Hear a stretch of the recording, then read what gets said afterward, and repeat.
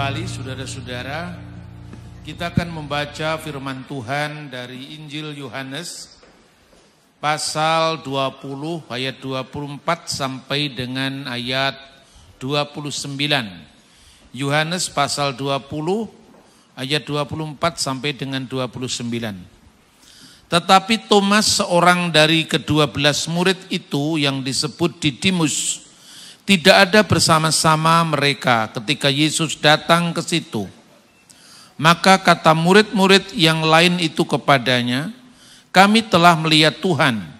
Tetapi Thomas berkata kepada mereka, "Sebelum aku melihat bekas paku pada tangannya, dan sebelum aku mencucukkan jariku ke dalam bekas paku itu, dan mencucukkan tanganku ke dalam lambungnya, sekali-kali aku tidak akan percaya." 8 hari kemudian murid-murid Yesus berada kembali dalam rumah itu, dan Thomas bersama-sama dengan mereka. Sementara pintu-pintu terkunci, Yesus datang dan dia berdiri di tengah-tengah mereka dan berkata, "Damai sejahtera bagi kamu." Kemudian ia berkata kepada Thomas, "Taruhlah jarimu ke sini dan lihatlah tanganku. Ulurkanlah tanganmu dan cucukkan ke dalam lambungku, dan jangan engkau tidak percaya lagi, melainkan percayalah." Thomas menjawab dia, "Ya Tuhanku dan Allahku." Kata Yesus kepadanya, "Karena engkau telah melihat aku, maka engkau percaya. Berbahagialah mereka yang tidak melihat, namun percaya." Amin. Saudara-saudara, setiap perayaan Paskah itu biasanya di gereja-gereja timur itu diungkapkan dengan seruan Christos Anesti. Jawabannya Alitos Anesti. Jadi Christos Anesti, Kristus telah bangkit. Alitos Anesti, ya benar dia telah bangkit. Mari kita serukan Christos Anesti. Jawabannya Alitos Anesti. Jadi saya yang bersuruh dulu Christos Anesti, kemudian dijawab Alitos Anesti. Christos Anesti, Alitos Anesti. Christos Anesti, Alitos Anesti. Kalau diterjemahkan dalam bahasa Arab, Al-Masihom. Al-Masihom, jawabnya Hakkom. Jadi Hakkom, benar dia bangkit. Al-Masihom, Hakkom. Al-Masihom, Hakkom. Al-Masihom, Hakkom. Kristus telah bangkit. Benar dia sudah bangkit di antara orang mati. Amin.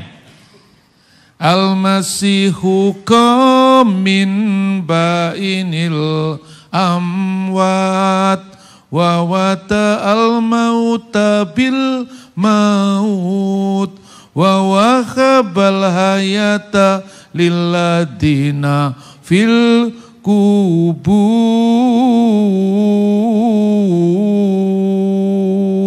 Kristus telah bangkit. Dengan kebangkitannya dia telah menginjak-injak maut dan memberikan anugerah kepada mereka yang berada di dalam kubur kematian. Tuhan sudah menyatakan kebangkitannya di antara orang mati menjadi bukti bahwa dia adalah hidup. Akulah jalan dan kebenaran dan hidup, dan tidak seorang pun yang sampai kepada Bapa kalau tidak melalui aku. Saudara-saudara, teks yang kita baca saat ini berbicara tentang Thomas yang meragukan Kristus, khususnya kebangkitannya. Dan hari ini teks ini, firman Tuhan ini mengajar kepada kita bagaimana keraguan-raguan Thomas dijawab dengan bukti langsung. Yesus menampakkan diri setelah kebangkitannya di antara orang mati dan kemudian mengucapkan salam kepada Thomas, "Shalom alaikum," salam bagi kamu. Dan kemudian Thomas benar-benar disuruh membuktikan bekas salib yang ada di tangannya, yang ada di lambungnya. Karena itu seringkali kita mendengar ya apa yang disebut Jerusalem Cross. Itu ada seperti palang merah begitu, tapi di sisi kanan kiri, bawah kanan kiri juga itu ada salib-salib kecil. Itu artinya sebetulnya adalah salib dengan tangan kanan kiri, kaki kanan kiri dan lambung. Dan itulah yang kemudian Thomas benar-benar menunjukkan bahwa imannya itu oleh Yesus disuruh buktikan. Kalau memang engkau ingin bukti seperti skeptisisme yang kamu ragukan tentang aku, maka Thomas benar-benar membuktikan itu. Jadi saudara-saudara, sebetulnya salib itu adalah bukti sejarah yang nyata. Ada banyak orang yang meragukan, mengaburkan antara fakta sejarah dengan tafsiran iman. Alkitab mengajarkan kepada kita bahwa bukan sekedar iman yang buta, tetapi Alkitab memberikan bukti sejarah bahwa benar-benar Yesus disalibkan sampai mati, lalu bangkit pada hari ketiga dan naik ke surga. Karena itu sejak zaman gereja mula-mula, kredo itu diawali, didirikan di atas fakta sejarah. Dari fakta lahirlah kredo atau iman. Maka dalam pengakuan iman gereja mula-mula selalu ditekankan yang menderita di bawah pemerintahan Pontius Pilatus. Itu menunjukkan apa? Menunjukkan bahwa kematian Yesus itu fakta sejarah. Terjadi pada kerangka sejarah nyata. Bukan di negeri antah berantah yang tidak bisa dibuktikan. Penyaliban Yesus adalah fakta sejarah, bukan riwayat yang diyakini. Riwayatmu dulu, bukan sekedar itu, tapi benar-benar fakta yang nyata. Karena itu hari ini kita mau belajar tema tanpa membaca Injil pun Yesus pasti disalib. Kenapa demikian? Karena salib itu berakar dari fakta sejarah nyata. Tanpa membaca Injil pun Yesus pasti disalib. Karena apa? Ada catatan-catatan sejarah yang sejaman. Sehingga katakanlah, kalaupun Injil kita tutup, Yesus tetap disalib. Saudara-saudara, ada banyak catatan. Flavius Josephus, bukunya sangat terkenal. Di perpustakaan gereja ini ada. Ya, karya lengkap dari Flavius Josephus. Josephus itu hidup di abad pertama Masehi. Dia hidup dan menulis kira-kira tahun 90 Masehi. Siapa Josephus? Josephus itu seorang Yahudi, patriotis, nasionalis, pahlawan yang terlibat dalam perang Yahudi pada tahun 66 sampai tahun 70 Masehi. Dan perang itu akhirnya diakhiri dengan kekalahan Yahudi, dengan hancurnya bait suci pada tanggal 5 Agustus tahun 70 Masehi. Menurut penanggalan Yahudi, Tisa B'Av, tanggal 9 bulan Ibrani Ab. Ab itu sekitar Agustus. Bait Allah dihancurkan rata, ya, tinggal reruntuhan. Satu-satunya yang bisa dilihat sekarang tinggal tembok barat yang dikenal dengan tembok ratapan. Rupanya Josephus ini tahu ketika bangsanya akan kalah, dia nyebrang ke musuh. Dia minta pengampunan. Tapi seumur hidupnya dia didera oleh rasa bersalah karena merasa mengkhianati bangsanya.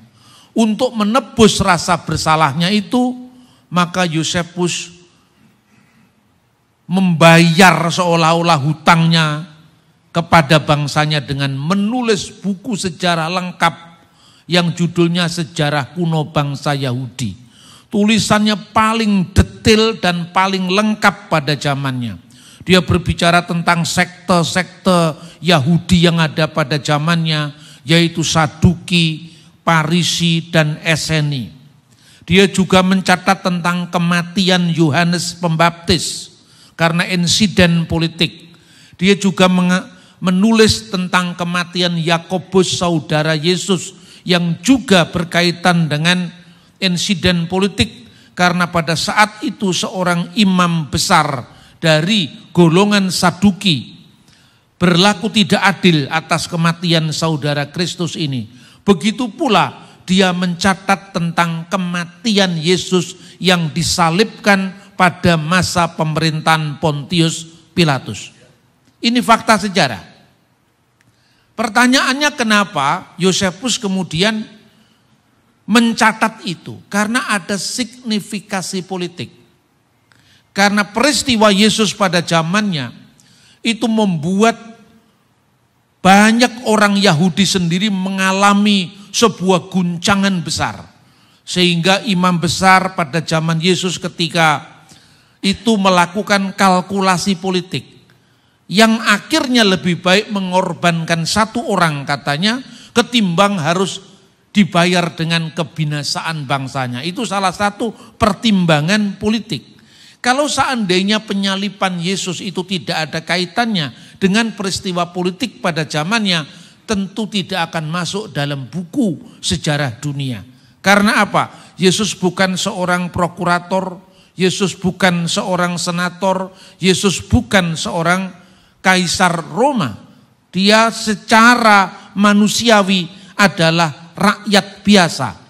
Namun karena beritanya begitu besar, menggegap gempitakan dunia pada zamannya, maka ada relevansinya. Apa yang menjadi relevansi dari peristiwa kematian Yesus ini? Begini, ada orang-orang di antara orang Yahudi, karena Yosefus mengatakan ada Parisi dengan segala macam karakteristiknya di masyarakat itu, aspirasi politiknya seperti apa, kenapa muncul kelompok selot, kelompok pemberontak yang ingin mengusir Roma dari tanah Israel. Kenapa kaum selot itu ingin menggerakkan perlawanan perang terhadap Roma dan akhirnya terjadilah perang Yahudi yang pertama. Karena kaum selot itu pula menolak Yesus sebagai Mesias karena tidak sesuai dengan harapan mereka yang ditunggu-tunggu adalah Mesias politik. Begitu juga kenapa peristiwa tentang Yesus itu ditulis begitu jelas oleh Yosefus. Karena konteksnya waktu itu bahwa orang-orang Yahudi itu ada kelompok manusia yang disebut dirinya Kristianos atau Kristen. Apa artinya Kristen? Pengikut Yesus orang Nazaret. Seolah-olah Yosefus ingin memberi laporan. Ini ada kelompok sekte yang muncul di kalangan orang Yahudi. Sekte itu sebutan umum yang artinya aliran.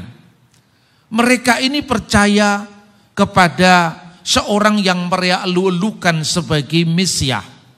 Namun akhirnya Mesias itu mati. Tapi mengapa orang-orang yang mengikuti dia ini tetap saja ikut kepada sosok yang dinamakan Yesus itu? Itu karena ada peristiwa kebangkitan. Kira-kira seperti itu.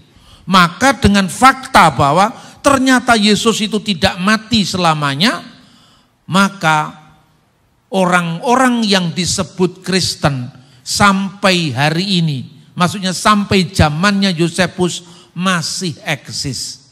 Nah ini dicatat ya di dalam apa yang dikenal Testimonium Flavianum. Bagian ini sangat terkenal, ditulis oleh Flavius Josephus dalam bukunya Sejarah Kuno Bangsa Yahudi, buku ke-18 ya, chapter ketiga. Itu kira-kira bunyinya seperti yang Anda bisa lihat itu ada teksnya dalam bahasa Yunani dan ada terjemahannya dalam bahasa Indonesia. Pada zaman itu tampillah Yesus, seorang bijaksana, jika boleh disebut manusia. Dia melakukan perbuatan-perbuatan ajaib dan menjadi guru bagi mereka yang gemar mencari berbagai kebenaran. Dia mengumpulkan para pengikutnya dari kalangan Yahudi dan non-Yahudi. Dia adalah Kristus. Ini saya beri tanda kursif karena ini banyak diragukan oleh para ahli sejarah. Ya, Pilatus telah menjatuhkan hukuman mati di kayu salib kepadanya atas desakan para pemimpin agama kita. Tetapi mereka tetap mengasihinya, tidak meninggalkan dia. Sebab dia menampakkan diri kepada mereka pada hari ketiga dalam keadaan hidup kembali, seperti nabi-nabi telah menubuatkan hal itu dan beribu-ribu perbuatan ajaib tentangnya. Orang Kristen yang disebut berdasarkan namanya masih ada sampai hari ini. Ini catatan sejarah. Dia bukan orang Kristen, dia adalah orang Yahudi. Namun saudara-saudara, para ahli, ya ahli sejarah sekuler secara khusus, itu kemudian meragukan, mungkinkah kalau Yosefus itu orang Yahudi bisa menyebut Yesus adalah Kristus? Karena toh dia tidak percaya. Lalu katanya ini pasti disisipi oleh editor-editor Kristen. Itu menurut peraguan dari para sejarawan sekuler. Namun saudara-saudara, pertama, istilah dia adalah Kristus itu istilah yang netral. Karena apa? Bagi orang Yahudi, Kristus itu memang artinya sama dengan Mesias. Ho Kristus itu sama dengan Hamasiah. Sama dengan bahasa Aram Mesiha. Namun kata Kristus bagi pembaca Yahudi yang berbahasa Aram dan Ibrani itu tidak memiliki makna sekuat kata Mesias. Karena kata itu terjemahan bahasa Yunani. Kira-kira seperti itu. Jadi ungkapan dia adalah Kristus itu bukan berarti Yosefus mengakui bahwa Yesus adalah Mesias. Tapi dia hanya merekam keyakinan orang Kristen yang mempercayai bahwa Yesus itu telah bangkit, itu adalah Kristus bagi mereka. Kira-kira sama dengan kalau sekarang orang Islam, orang Kristen mengatakan hari ini peringatan Waisak, yaitu hari yang penting bagi umat Buddhis karena ini lahirnya Sang Buddha. Apakah Sang Buddha yang dipahami oleh orang non-Buddhis itu sama dengan pemahaman Buddha bagi orang Buddha? Ternyata tidak. Buddha itu hanya dia yang menerima pencerahan. Nama sehari-harinya Siddhartha Gautama. Siddhartha Gautama akhirnya dalam keyakinan Buddhis diangkat menjadi Buddha. Kalau orang Kristen, orang Muslim, orang Hindu mengatakan Sang Siddhartha itu adalah Sang Buddha, bukan berarti kita memahami Buddha dalam pengertian teologis orang-orang Buddhis. Paham saudara-saudara? Begitu juga kata Kristus. Tapi tahun 1971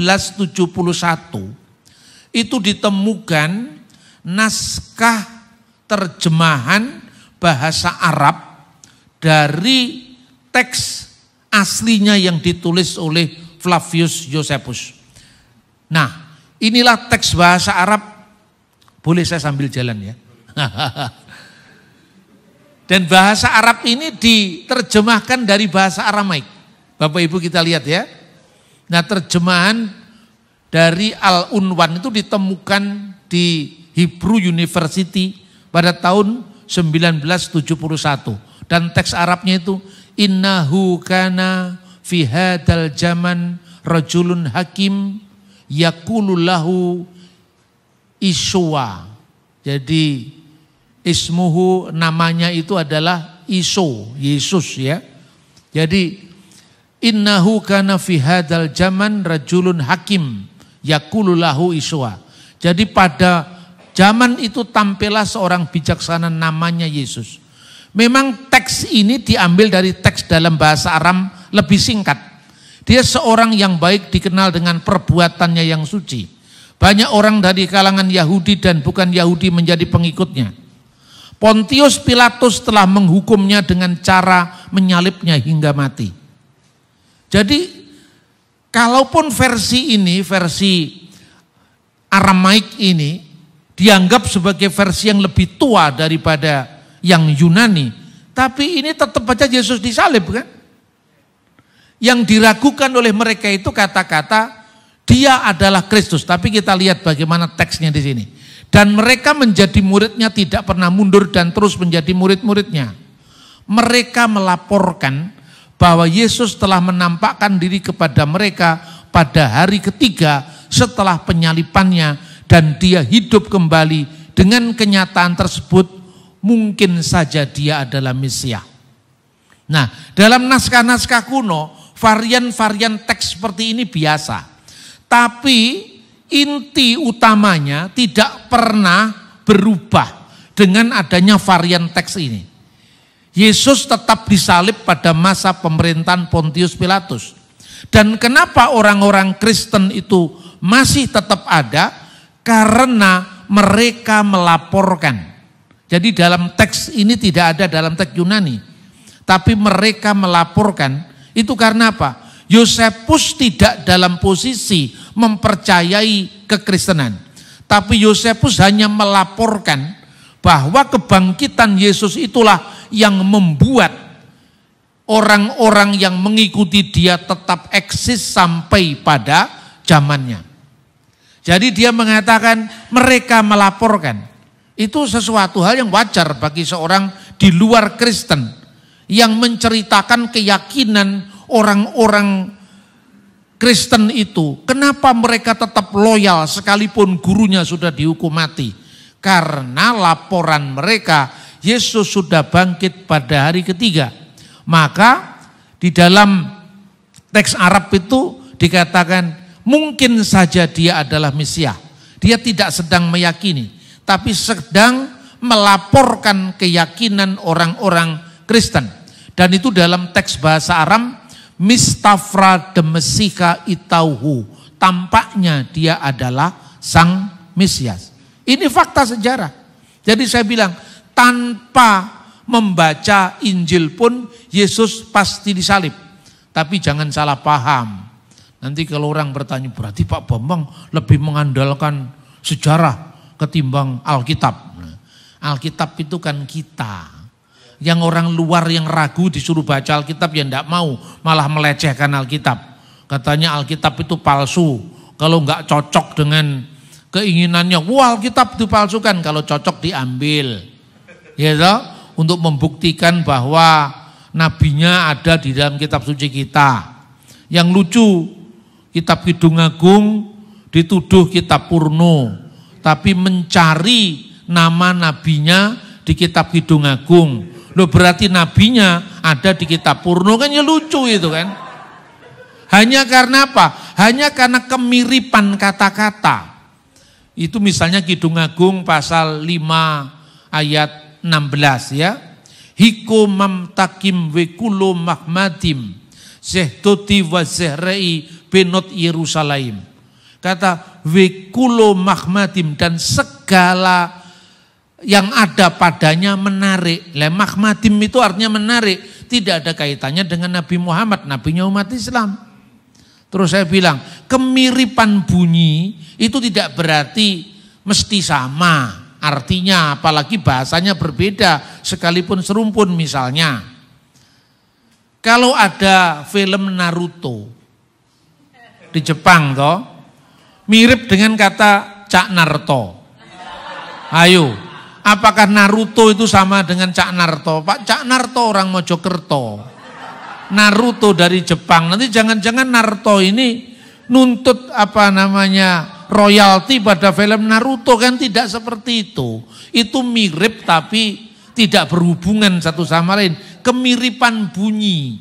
Ya, saudara-saudara itu makanya Saya selalu mengatakan kalau saya berbicara seperti ini, itu artinya pertama, saya menghindari untuk mencampuri agama orang lain. Ya, karena apa? Kebenaran iman kita tidak tergantung pada kitabnya orang, tapi tergantung pada kitab suci kita. Injil itu kekuatan Allah, jadi tidak perlu bergantung dengan yang lain. Namun ketika Injil disalahpahami, saya melakukan apologia, pembelaan, karena tidak seperti itu Injil yang kami pahami. Maka saya katakan, pertama, ya, saya ingin menjelaskan bagaimana keyakinan Kristen yang sebenarnya. Kedua, penjelasan saya dasarkan bukan hanya apa yang saya yakini, tetapi kalau bicara sejarah, itu tidak membaca Injil pun pasti Yesus disalib. Kenapa saya pertama-tama tidak bicara dari Alkitab dulu? Wong dia tidak percaya Alkitab. Saya justru menghormati, menyucikan kitab suci kita yang kita jaga, sehingga saya tidak ingin kitab suci dikutip orang lain sembarangan, ditafsirkan sembarangan, karena saya ingin menjaga kekudusan kitab suci saya. Makanya kalau sekedar menuntut fakta sejarah, tidak usah baca Alkitab pun, Yesus pasti disalib. Ini karya-karya sejarawan abad pertama. Yang kedua, saudara-saudara, kalau orang bertanya, kalau gitu Pak Bambang tidak mendasarkan pada Alkitab. Kalau sekedar mengatakan Yesus disalib, kenapa harus baca Alkitab? Tapi kalau kamu bertanya, untuk apa Yesus disalib? Bagi saya hanya membaca Alkitab. Saya tidak membaca kitab suci yang lain. Jadi bedakan antara fakta sejarah dengan keyakinan iman. Iman Kristen dua-duanya, keyakinan imannya berakar pada fakta sejarah. Masih banyak sumber-sumber lain yang bisa dituliskan dalam sebuah buku tebal untuk membuktikan bahwa Yesus itu adalah Mesias. Satu bukti lagi, padahal banyak bukti yang menjelaskan bagaimana awalnya kenapa orang Kristen beribadah pada hari tertentu, ya. Dan pada hari itu orang Kristen itu makan bersama, lalu mereka mempunyai semacam ritual memecah-mecahkan roti, dan mereka mengenang kepada Dia yang disalibkan itu. Tapi saya tidak bisa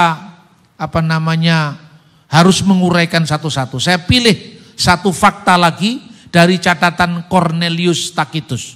Ini juga sejaman dengan Josephus.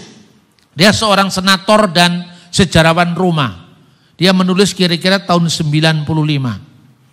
Jadi tahun 95, dan Yesus itu disalibkan tahun 33, saudara-saudara. Tahun 90 Josephus menulis, peristiwanya tahun 33. Berapa tahun jaraknya? 57 tahun. Ini sekitar 60 tahun saja. Orang tidak yakin. Ini kan sudah 57 tahun setelah peristiwa, 60 tahun setelah peristiwa. Lah 60 tahun kamu ragukan, tapi yang ratusan tahun kamu terima. Ini kan ya aneh tuh. Ini jaraknya 60 tahun. Saya tunjukkan misalnya, proklamasi 17 Agustus itu terjadi berapa tahun yang lalu? Lebih dari 70 tahun yang lalu. Ketika 75 tahun yang lalu, kita punya peringatan menerbitkan uang kertas 75.000 untuk memperingati 75 tahun kemerdekaan Indonesia. Nah sekarang pertanyaannya, 75 tahun kok kamu percaya? Kamu belum lahir? Ya kan? Mungkin mama kita juga belum lahir, kok kamu percaya? Ini Pak dokumennya. Mana dokumennya? Proklamasi kami bangsa Indonesia. Terus ditandatangani Soekarno-Hatta, ini dokumennya. Nah pertanyaannya, ini cuma 57 tahun, cuma 60 tahun, ini dokumennya. Makanya saya tunjukkan, bukan sekedar terjemahan bahasa Indonesianya, tapi saya tunjukkan tadi bahasa Yunani, bahasa Aramaik, ya, bukan berarti untuk pinter-pinteran, tapi untuk membuktikan ini loh bahasa pertama ketika dokumen ini ditulis. Maka perhatikan, ini bahasa Latin karena dia senator Roma. Tidak mungkin kalau senator Roma itu bahasanya bahasa Batak kan? Iya toh? Benar enggak? Jadi kalau saya mengatakan Alkitab saja kepada orang yang enggak percaya, mereka melecehkan Alkitab. Mereka mengatakan, woi Alkitab sudah dipalsukan. Maka saya tunjukkan ini, naskah yang usia ribuan tahun saja masih ada sekarang. Kalau soal terjadinya varian-varian teks seperti Yosefus, itu juga terjadi pada kitab manapun juga dalam sejarah. Tapi pesan utamanya bahwa ada orang yang bernama Yesus. Dia suka membuat kegiatan-kegiatan yang membuat banyak orang datang, baik Yahudi maupun bukan Yahudi. Namun karena sosoknya yang fenomenal ini, atas desakan pemimpin agama-agama kita, dia telah diserahkan kepada Pontius Pilatus. Akhirnya disalib, bahkan disalib sampai mati. Itu fakta pertama. Kedua, namun orang-orang yang ikut dia tetap mengikutinya sekalipun dia mati. Karena apa? Karena mereka melaporkan 3 hari kemudian Yesus sudah bangkit.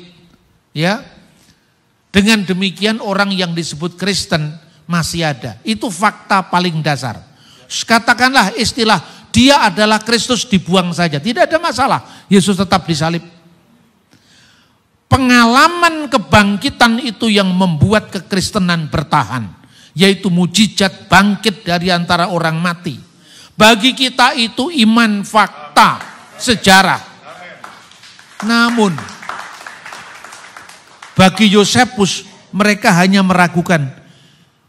Kalau kita, Yesus itu disalibkan, mati, dikuburkan, kemudian bangkit pada hari ketiga, naik ke surga, itu semua bagi kita adalah fakta. Namun bagi Yosefus, Yesus mati itu adalah fakta. Yesus disalib itu adalah fakta. Tapi karena dia bukan orang Kristen, tapi kebangkitannya mungkin saja. Dia adalah Kristus mungkin saja. Itulah untuk menjawab kenapa orang yang disebut Kristen masih ada gitu loh saudara-saudara. Nah sekarang kita akan lihat lagi Cornelius Tacitus. Dia menulis dalam bahasa Latin. Akibatnya untuk menghentikan desas-desus itu. Ini konteksnya Nero yang membakar kota Roma. Nero mengalihkan tuduhan kepada orang-orang yang memang sudah dibenci oleh orang Roma karena kejahatannya, yang di kalangan rakyat disebut orang-orang Kristen. Kristus dari siapa nama itu memiliki asal-usul telah dihukum mati pada masa pemerintahan Tiberius di tangan prokurator kita Pontius Pilatus. Perhatikan, dia mengatakan Christianos, orang-orang Kristen. Christianos appellabat auctor nominis eius Christus. Orang-orang Kristen yang nama Kristen itu diambil dari Kristus. Tibero imperitate per procuratorem Pontium Pilatum supplicio adfectus erat. Telah dihukum mati pada masa pemerintahan Tiberius di bawah prokurator kita Pontius Pilatus. Sebetulnya kalau itu ada seminar khusus saudara-saudara, saya bisa menguraikan bukti-bukti yang lebih detail lagi. Termasuk penggunaan istilahnya. Di sini saudara-saudara, sejarawan Tacitus menuliskan 95 Masehi. Sebetulnya ini tidak lebih dekat daripada 4 Injil sebetulnya. Karena 4 Injil ditulis waktunya lebih dekat dengan peristiwa. Kira-kira pertama buku-buku perjanjian baru ditulis sekitar tahun 48, 49. Hanya jaraknya belasan tahun dari tahun 33. Tapi karena mereka dari awal sudah tidak percaya dengan Alkitab, baik kita cari sumber yang di luar Alkitab. Kan gitu kan, kita ini kurang apa fairnya? Ya toh? Mereka tidak percaya itu firman Tuhan, ya sudah saya kasih ini bukti sejarah. Nanti kalau soal kamu percaya itu firman atau tidak itu tergantung Roh Kudus. Tapi saya coba untuk menjelaskan, meladeni pola pikirmu yang kadang-kadang tidak terlalu cerdas tapi keminter, ya kan itu kan? Saya tunjukkan kira-kira seperti apa gitu loh. Orang tidak ada modal apa-apa, tapi gayanya itu sok sekali. Tapi ujung-ujungnya dia mengatakan, ini firman Tuhan. Jadi yang ini nggak boleh dikritik, tapi ngeritik orang lain sakar PDW. Benar apa tidak? Ini wahyu ya, saya bilang iya. Bagi yang percaya itu wahyu, tapi yang tidak percaya itu wahyudi. Kan begitu kan? Nah, banyak orang tidak bisa membedakan antara keyakinan dengan fakta sejarah.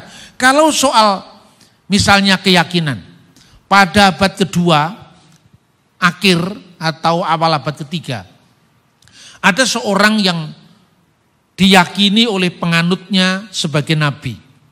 Namanya itu adalah Mani. Mani ini punya kitab yang katanya turun dari surga, namanya Evangelion de Mani. Jadi kabar baik dari Mani. Apa klaimnya Mani? Mani mengatakan, saya adalah nabi yang terakhir. Itu abad ketiga. Dia menyebut dalam bahasa Aramaik, Kut mata de nebye, artinya penutup nabi-nabi. Kata kut mata dan nebi itu Arabnya kataman nabiyin. Ya. Dia juga kut mata dan slihe, artinya adalah materai dari rasul-rasul. Saya menyempurnakan ajaran dari Adam sampai dengan Yesus. Sayalah nabi terakhir. Lalu dia mengatakan bahwa saya adalah Parakletos, penghibur, pembela yang dijanjikan Yesus dalam Yohanes pasal 14 ayat 26, Yohanes pasal 15 ayat 26, dialah sang Parakletos itu. Dan dia berbicara bahwa Yesus itu ada 3 jenis. Yang pertama, Yesus jiwa atau iso jiwa. Yesus sang pencerah. Dia yang menjelaskan mulai dari Adam, bahwa Yesus itu sudah ada, itu menjelaskan bahwa manusia itu sesungguhnya roh yang terpenjara dalam sangkar. Ini ajaran gnostik. Makanya terus ada lagunya, wahai kau burung dalam sangkar. Itu tidak ada hubungannya. Ya, tapi kira-kira seperti orang gnostik itu berpikir manusia itu makhluk roh yang terpenjara dalam tubuh. Yang kedua, Isa Mesiha atau Iso Mesiha. Yesus yang adalah Mesias orang Yahudi. Dan yang ketiga, Iso atau Isa Patibilis, Isa yang menderita. Tapi sebenarnya Isa tidak benar-benar menderita. Dia hanya memberikan contoh bagaimana penderitaan di dunia. Padahal sebenarnya Yesus tidak tersentuh maut. Apa yang diyakini, apa yang dilakukan dalam pengakuan dari Nabi Mani ini adalah keyakinan. Sekalipun dia mengatakan ini wahyu, bagi orang Kristen silahkan wahyu-wahyumu. Bagi orang Manikianisme, agama yang dinamakan Dina Nuhra, agama terang. Itulah agama yang muncul pada abad ketiga. Akhirnya agama ini punah, ya kan? Tapi itu soal keyakinan, silahkan punya keyakinan. Tapi sejarah ya sejarah. Karena Mani yang mengatakan Yesus sebenarnya tidak benar-benar menderita. Yesus itu hanya memberikan percontohan penderitaan. Ini 300 tahun setelah peristiwa. Begitu juga di Alexandria. Ada seorang pengajar namanya Basilides. Dia mengatakan sesungguhnya Yesus itu tidak disalib. Yang disalibkan adalah Simon dari Kirene. Yang dalam sejarah itu memikul salibnya Yesus itu. Sampai kemudian wajahnya diserupakan dengan Yesus. Dan akhirnya dia yang disalibkan. Karena Basilides mengatakan itu pencerahan dari Tuhan. Itu wahyu dari Tuhan. Itu soal keyakinan. Tapi Basilides hidup mengajar kira-kira lebih dari 200 tahun setelah peristiwa. Atau sekitar 150 tahun lebih setelah peristiwa. Artinya apa? Bedakan antara fakta sejarah dan kredo atau pengakuan iman. Namun iman Kristen bukan sekedar pengakuan iman. bukan sekedar wahyu, namun iman Kristen ya wahyu ya sejarah, wahyu yang berakar pada sejarah. Firman Tuhan yang bisa diverifikasi oleh sejarah. Jelas ada orang yang namanya Kristus, yang disebut Kristus, yang daripadanya lahir orang-orang Kristen. Orang-orang ini dikorbankan, ya jadi kambing hitam untuk menutupi kelakuan Nero ketika membakar kota. Namun saudara-saudara, ada teks yang menarik. Di sini dia mengatakan bahwa Pontius Pilatus itu prokurator. Padahal kalau saudara-saudara membaca Injil Lukas, Pontius Pilatus bukan prokurator. Pontius Pilatus wali negeri. Dia wali negeri sementara. Jabatan prokurator belum dipakai pada zaman Pontius Pilatus. Injil Lukas lebih akurat ketimbang fakta ini. Karena Injil Lukas ditulis lebih awal daripada tulisan Cornelius Tacitus. Dan penemuan prasasti Pontius Pilatus di Kaisarea Maritim membuktikan bahwa gelar Pontius Pilatus lebih cocok Injil Lukas ketimbang tulisan dari Cornelius Tacitus. Tapi oke lah, untuk memenuhi selera orang modern, kalau ngomong Alkitab buru-buru langsung ditolak. Tapi kalau ngomong sejarah ini lebih keren, kan itu kan? Makanya yang mereka anggap lebih keren saya tampilkan. Lah, saudara-saudara selanjutnya, tetapi takhayul yang merusak itu setelah mereda sementara muncul lagi bukan hanya di Yudea, sumber pertama kejahatan, tapi bahkan di Roma, tempat tujuan segala perkara buruk dan menjijikkan. Sangat objektif sumber ini karena Cornelius mengatakan bahwa keyakinan tentang Yesus itu adalah takhayul yang menjijikkan. Tapi takhayul itu setelah berhenti sementara, muncul tidak hanya di Yudea, di tempat peristiwa itu terjadi, tapi malah di Roma. Artinya apa? Dia membuktikan bahwa kekristenan menyebar dari batas-batas, bukan sekedar ada di Yerusalem, tapi sampai ke ujung-ujung bumi.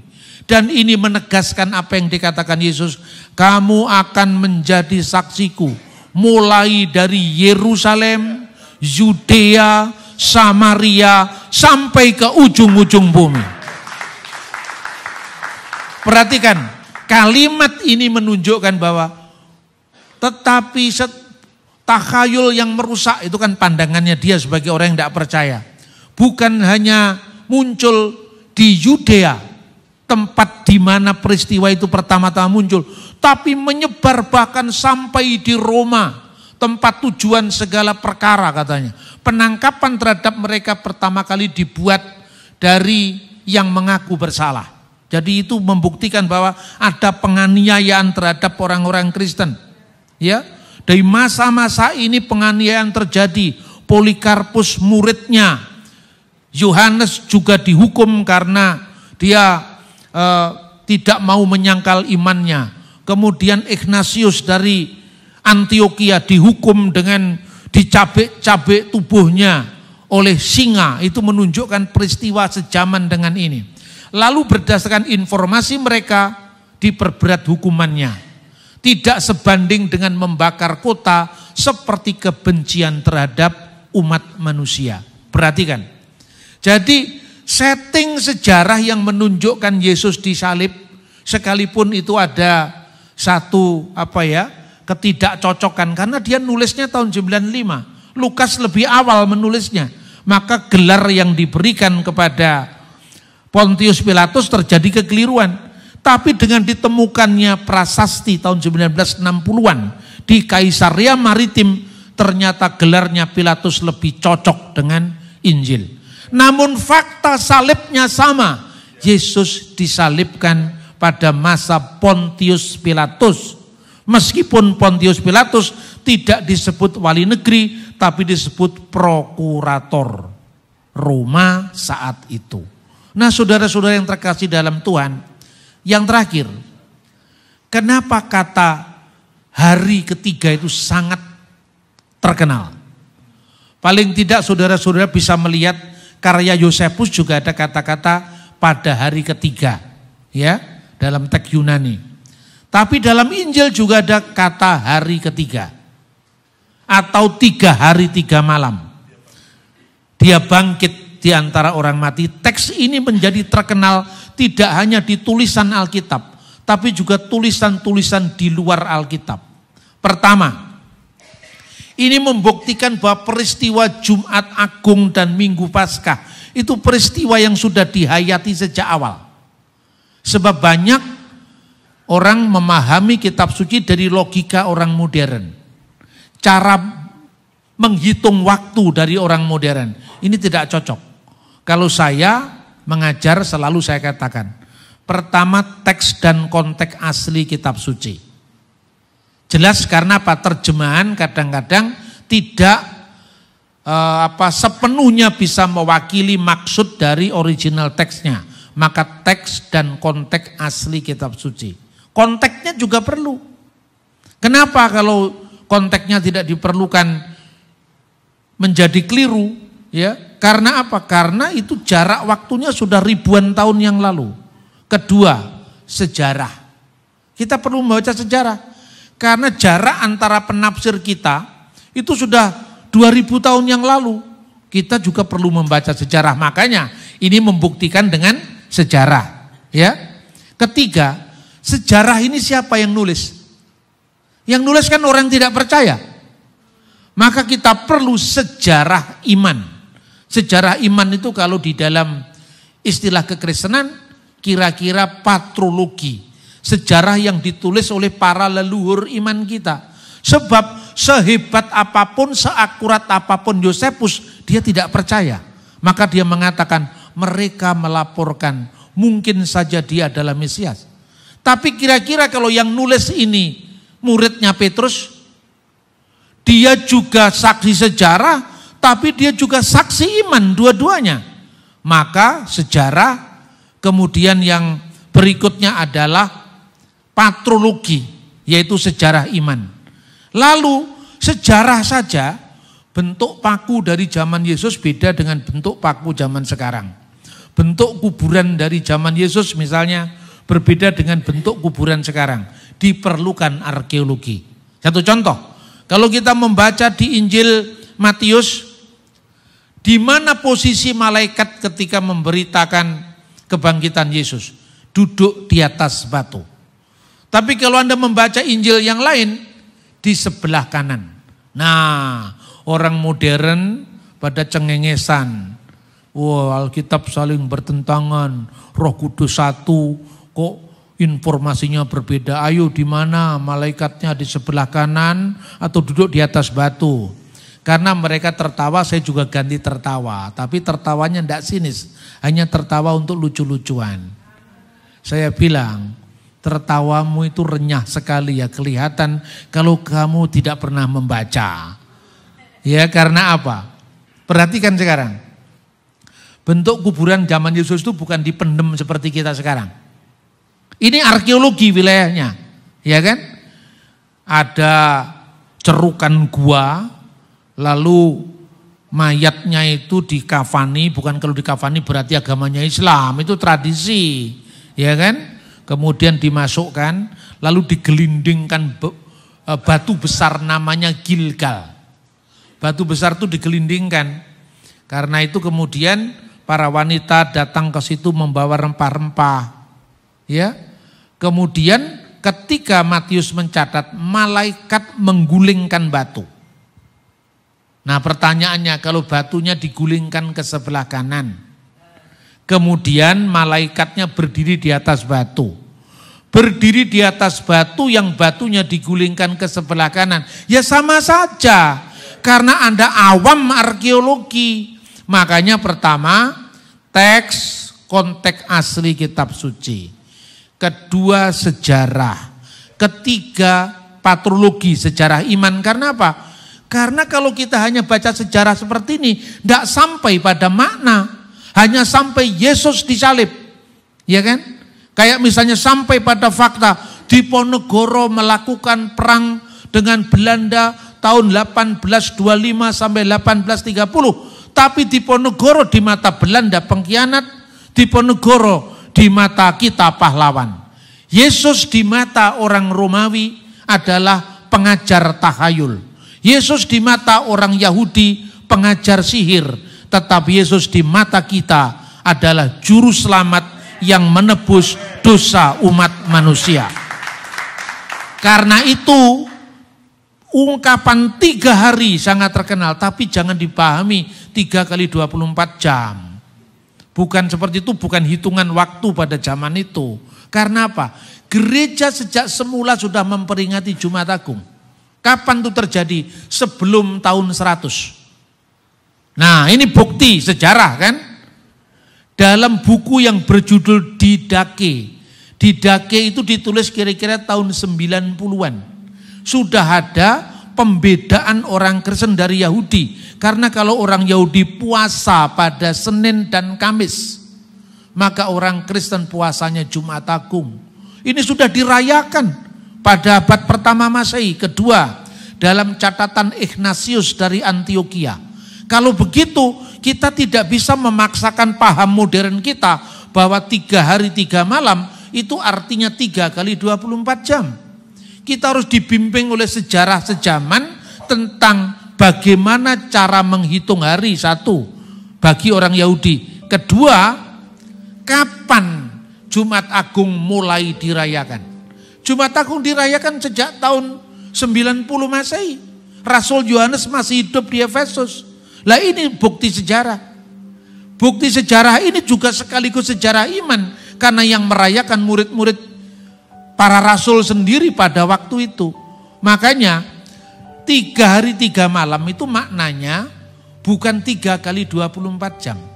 Bagi hitungan Yahudi, berapapun jam dan menitnya, kalau sudah ganti hari, itu namanya 1 hari 1 malam. Karena itu 3 hari 3 malam itu sama dengan hari ketiga. Ayo sekarang hitung. Katakanlah misalnya, kalau Yesus itu misalnya disalibkan misalnya ya pada hari Rabu misalnya. Rabu jam 3 petang. Lalu 1 hari 1 malamnya tanggal berapa? Kamis jam 3 petang. Lalu hari keduanya Jumat jam 3 petang. Lalu 3 harinya lagi Sabtu jam 3 petang.